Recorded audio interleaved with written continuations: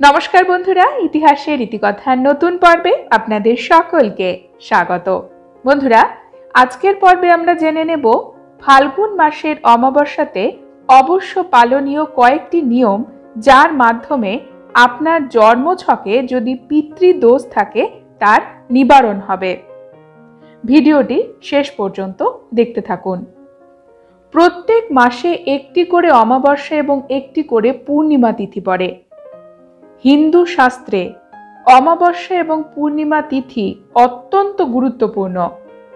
অমাবস্যা তিথিকে পিতৃপুরুষদের জন্য উৎসর্গ করা হয়েছে। যদি আপনি আপনার পূর্বপুরুষদের জন্য কোনো শুভ কাজ করতে চান, অবশ্যই অমাবস্যা তিথিকে বেছে নিতে পারেন। এটি আমাদের পিতাদের মহান সন্তুষ্টি বিধান করে। তারা মনে করে যে তাদের বংশধরেরা তাদের ভুলে যায়নি। এমন অবস্থায় তারা তাদের সন্তানদের সবসময় আশীর্বাদ করে। অন্যদিকে যদি কারো জন্মছকে পিতৃদোষ থাকে, যার কারণে দীর্ঘদিন ধরে বিভিন্ন রকম সমস্যার সম্মুখীন হতে হয় সে ব্যক্তিকে, অমাবস্যা তিথিতে কিছু উপায়ের মাধ্যমে এখান থেকে মুক্তি পাওয়া সম্ভব। প্রথমে আমরা জেনে নেব পিতৃদোষ কি, কেন হয়। জ্যোতিষশাস্ত্র অনুসারে পিতৃদোষের অনেক রকম কারণ থাকে। যেমন যদি কোনো পরিবারের সদস্যদের সঠিকভাবে শেষকৃত্য বা শ্রাদ্ধ সম্পন্ন না করা হয়, অকাল মৃত্যু, পিতৃপুরুষদের কোনোভাবে অপমান করা, ধর্মীয় কাজে তাদের স্মরণ না করা, তাদের সৎকর্ম না করা, নিম গাছ অসময়ে অকারণে কেটে ফেলা, পিপল গাছ অসময়ে কেটে ফেলা ইত্যাদি হতে পারে। অনেক সময় বট গাছ কেটে ফেলার জন্য পিতৃদোষ হতে পারে। আমাদের সনাতন হিন্দু ধর্মে বট গাছ অত্যন্ত পবিত্র গাছ। এই গাছকে যদি অকারণে কেটে ফেলা হয়, তাহলে সে ব্যক্তির পিতৃদোষ আসতে পারে। বা কোনো সাপ, সেই সাপটি চলে যাচ্ছে কিন্তু সেই সাপ দেখেই তাকে মেরে ফেলা হলো অকারণে, তাহলেও কিন্তু পিতৃদোষ সেই পরিবারের হতে পারে। পিতৃদোষ হয়েছে চিহ্নিত করা হয় রাশিফল দেখে। ভালো জ্যোতিষীরা এটি দেখে বুঝতে পারেন। জন্মকুণ্ডলিতে এটি ফুটে ওঠে। বলা হয় রাশির নবম ঘরে যদি সূর্য এবং রাহু মিলিতভাবে অবস্থান করে তাহলে পিতৃদোষ হয়। নবম ঘরকে পিতার ঘর হিসেবে বিবেচনা করা হয়। তার সাথে জীবনের উন্নতি, বয়স এবং ধর্মের কারকও হল নবম ঘর। পিতৃদোষ একটি পরিবারের জীবন নষ্ট করে দিতে পারে। খুবই অশুভ পিতৃদোষ জ্যোতিষশাস্ত্র অনুসারে। পিতৃদোষে যে পরিবার ভুগছে তাদের আর্থিক দিক থেকে বিকাশ প্রায় বন্ধ হয়ে যায়। পিতৃদোষের কারণে একজন ব্যক্তি প্রতি পদে পদে দুর্ভাগ্যের সম্মুখীন হতে পারে। বাড়িতে আর্থিক সংকট হয়, কঠোর পরিশ্রম করা সত্ত্বেও ফল পাওয়া যায় না। বিয়েতে বাধা আসে, সন্তান সংক্রান্ত সুখে বাধা আসে। এছাড়াও কেরিয়ারে বারবার বাধা দেখা যায়। সময় মতো এর প্রতিকার না হলে মানুষের আর্থিক কষ্ট খুবই বেড়ে যায়। পিতৃদোষের প্রতিকারও রয়েছে। তার জন্য রয়েছে অমাবস্যা তিথি। অমাবস্যার দিনে একজন দরিদ্র ব্যক্তিকে অন্ন দান করতে পারেন। খাবারে তাকে ক্ষীর অবশ্যই দেবেন। এরপর যথাসম্ভব দান করে চলে যান সেখান থেকে। অমাবস্যার দিনে পিপল গাছ লাগাতে পারেন। এটি অত্যন্ত শুভ বলে মনে করা হয় পিতৃদোষের প্রতিকারে। অমাবস্যার দিনে পিতৃপুরুষদের উদ্দেশ্যে তর্পণ, শ্রাদ্ধ দান করা, এতে পিতৃপুরুষেরা সন্তুষ্ট হন। গীতা পড়ুন অমাবস্যার দিনে। যদি সম্পূর্ণ গীতা পাঠ করতে না পারেন, সম্ভব না হয় সময়ের কারণে, তবে শুধুমাত্র সপ্তম অধ্যায়ও পাঠ করতে পারেন। এটি আপনার পূর্বপুরুষদের কষ্ট কমাবে, তাদের বিরক্তি দূর করবে। নিয়মিত গায়ত্রী মন্ত্র জপ করে সূর্যকে শক্তিশালী করতে পারেন আপনার জন্মছকে। পিতৃদোষের প্রভাব কমবে এতে অনেকটাই। পিপল গাছকে মিষ্টি জল নিবেদন করতে পারেন এবং সর্ষের তেলের প্রদীপ জ্বালাবেন অমাবস্যাতে অবশ্যই। এটা রোজ করতে পারলে ভালো, যদি না পারেন অমাবস্যার দিনে অবশ্যই করুন। এছাড়াও বাড়ির সদর দরজার সামনে প্রদীপ জ্বালাবেন অমাবস্যার সারা রাত। ভালো ফল পাবেন, প্রতিকার পাবেন। সনাতন হিন্দু ধর্মে অমাবস্যা তিথি বিশেষ মান্যতা রাখে, কারণ অমাবস্যা তিথিতে পিতৃপুরুষদের উদ্দেশ্যে শ্রাদ্ধ, তর্পণ, পিণ্ডদান করা হয়। এছাড়াও পবিত্র নদীতে স্নান করা হয়। হিন্দু ধর্মের মান্যতা অনুসারে স্নানের পরে দান করার বিধান রয়েছে। এছাড়াও অমাবস্যা তিথিতে সূর্যদেবকে অর্ঘ্য নিবেদন করতে বলা হয়।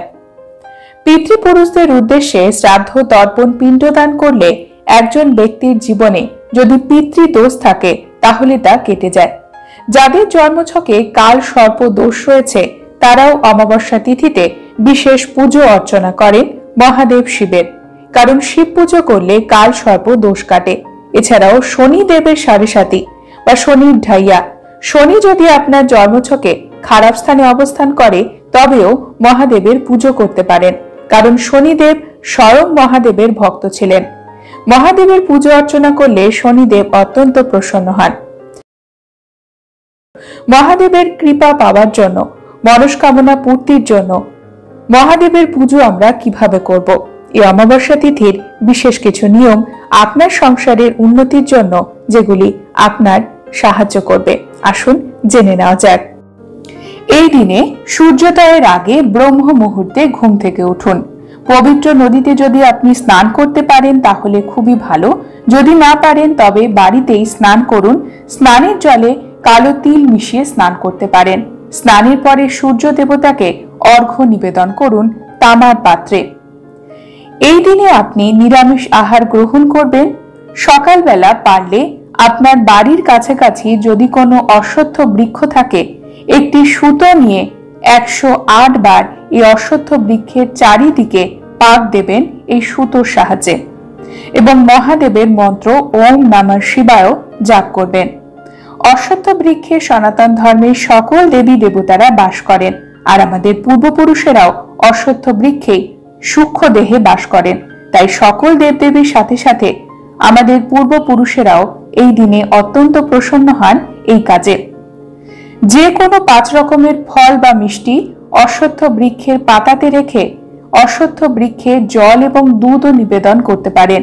শিবলিঙ্গে এই দিনে আপনারা গঙ্গা জল এবং দুধও অর্পণ করতে পারেন। কালসর্প দোষ কাটাতে হলে তামার নাগ নাগিনী সাপ নিয়ে সেটির পুজো করে কোনো প্রবাহিত জলে আপনি এটিকে ভাসিয়ে দিতে পারেন। এতে কালসর্প দোষ কাটে। ভালো দাম্পত্য সম্পর্কের জন্য, মধুর সম্পর্কের জন্য, স্বামী স্ত্রীর প্রেম বৃদ্ধির জন্য আপনি শিব পার্বতীর পুজো করতে পারেন এবং একটি মাটির প্রদীপ ঘিয়ে জ্বালিয়ে সেটি মহাদেবের সামনে, মা পার্বতীর ছবির সামনেও রাখতে পারেন। এই দিনে কোনো মন্দিরে আপনি মহাদেবের নামে ত্রিশূলও অর্পণ করতে পারেন। দান করতে হলে এই দিনে চাল দান করতে পারেন, ডাল দান করতে পারেন। এছাড়াও আপনারা সাদা রঙের পোশাকও দান করতে পারেন। আপনার সাধ্যমতো যে কোনো অভাবীকে আপনি অন্ন, বস্ত্র বা অর্থ দান করুন। এই তিথিতে মহাদেবের নাম জপ করবেনই, তার সাথে সাথে ভগবান শ্রীহরির নাম জপ করবেন। গায়ত্রী মন্ত্র পাঠ করতে পারেন, গীতা পাঠও করতে পারেন, বা যেখানে গীতা পাঠ হয় সেখানে বসে আপনি গীতা পাঠ শুনতেও পারেন।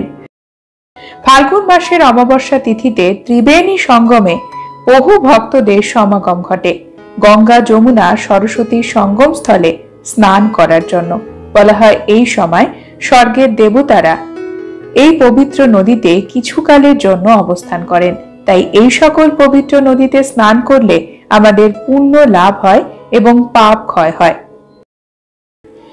হিন্দু ধর্মের মান্যতা অনুসারে অশ্বত্থ গাছ পবিত্র গাছ, একে বৃক্ষরাজ বলে। সনাতন ধর্মের সকল দেবতারা অশ্বত্থ গাছে অবস্থান করেন, এমনকি আমাদের পিতৃপুরুষেরা এই গাছেই সূক্ষ্ম দেহে বাস করেন। তাই পূর্ণিমা এবং অমাবস্যা তিথিতে অশ্বত্থ গাছের গোড়ায় প্রদোষকালে অর্থাৎ সন্ধেবেলা অবশ্যই ঘিয়ের প্রদীপ জ্বালান, না হলে সর্ষের তেলের প্রদীপ জ্বালান, এবং সেটি মাটির প্রদীপ হলেই সব থেকে ভালো হয়। তাই মহাদেবের নাম করে আরো একটি প্রদীপ অবশ্যই জ্বালাবেন এবং 7টি অশ্বত্থ গাছের পাতা নিয়ে সেখানে ওম নমঃ শিবায় এই মহামন্ত্র লিখে সেটি অশ্বত্থ গাছের গোড়াতে রেখে আসবেন। কালকের অমাবস্যা তিথিতে মা কালীর আরাধনা করতে পারেন। মহামায়া আদ্যাশক্তির আরাধনা করলে আমাদের সংসারের বহু বাধা বিপত্তি কেটে যায়। এই দিনে মাকে যে কোনো 5টি ফল দিতে পারেন। গোটা ফল মায়ের পছন্দের যে কোনো কালীমাতার মন্দিরে এবং মাকে তার পছন্দের জবা ফুল দিয়ে অবশ্যই অর্চনা করুন। অমাবস্যা তিথিতে আপনার ঠাকুর ঘরে অবশ্যই একটি ঘিয়ের প্রদীপ জ্বালিয়ে রাখুন। এই প্রদীপে 1টি বা 2টি লবঙ্গ রাখতে পারেন। এতে আপনার সংসারের নেগেটিভিটি দূর হবে, আসবে পজিটিভিটি। এই অমাবস্যা তিথিতে অনেকে উপোস রাখেন। সকালবেলা ব্রহ্ম মুহূর্তে উঠে স্নান সেরে আপনি আপনার পুজোর স্থান পরিষ্কার করুন। এই স্নানের জলে আপনি গঙ্গা জল মেশাতে পারেন অথবা কালো তিলও মেশাতে পারেন। কালো তিল দিয়ে মহাদেবের আরাধনাও করতে পারেন। এতে মহাদেব অত্যন্ত খুশি হবেন। আপনার বাড়ির তুলসী বেদির কাছে একটি প্রদীপ জ্বালিয়ে রাখুন। এতে আপনার সংসারের মঙ্গল হবে, মা লক্ষ্মীও প্রসন্ন হবেন আপনার উপরে। বন্ধুরা, আজকের পর্ব এখানেই শেষ করছি। পরবর্তী পর্বে নতুন একটি বিষয় নিয়ে আপনাদের সঙ্গে কথা হবে। ততক্ষণ সকলে সুস্থ থাকুন, ভালো থাকুন, আর পুরো ভিডিওটি দেখার জন্য আপনাদের অসংখ্য অসংখ্য ধন্যবাদ।